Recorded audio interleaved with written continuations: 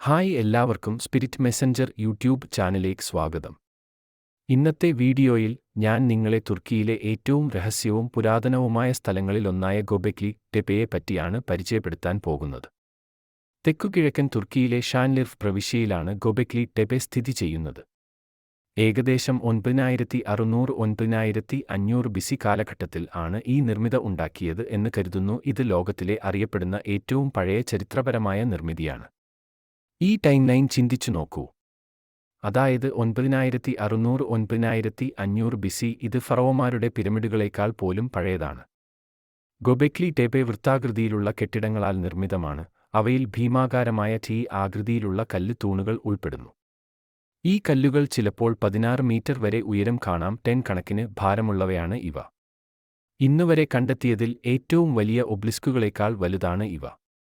കൂടുതൽ രസകരമായ കാര്യം, ഈ കല്ലുകൾ സമീപ പ്രദേശങ്ങളിൽ നിന്ന് നീക്കം ചെയ്തതാണ്. അവ എങ്ങനെ ഗതാഗതം ചെയ്തു എന്നത് ഇപ്പോഴും ഒരു രഹസ്യമാണ്. ഇവയുടെ തൂണുകളിൽ സിംഹം, കാട്ടുപന്നി, കുറുക്കൻ, പുള്ളിപ്പുലി തുടങ്ങിയ ജീവികളുടെ വിശദമായ ചിത്രങ്ങൾ കൊത്തിവച്ചിരിക്കുന്നു.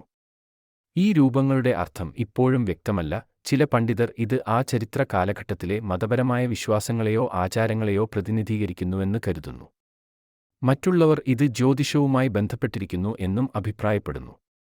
ഗോബെക്ലി ടെപെയുടെ കണ്ടെത്തൽ ചരിത്രത്തെക്കുറിച്ചുള്ള നമ്മുടെ ധാരണകളെ പൂർണ്ണമായും മാറ്റിമറിച്ചു. വേട്ടയാടലും കായ്പറിച്ചു കഴിക്കുന്ന സമൂഹങ്ങൾക്ക് മുൻപ് കരുതിയതിലും വളരെ സങ്കീർണവും വികസിതവുമായ സംസ്കാരങ്ങൾ ഉണ്ടായിരുന്നുവെന്ന് ഇത് തെളിയിക്കുന്നു.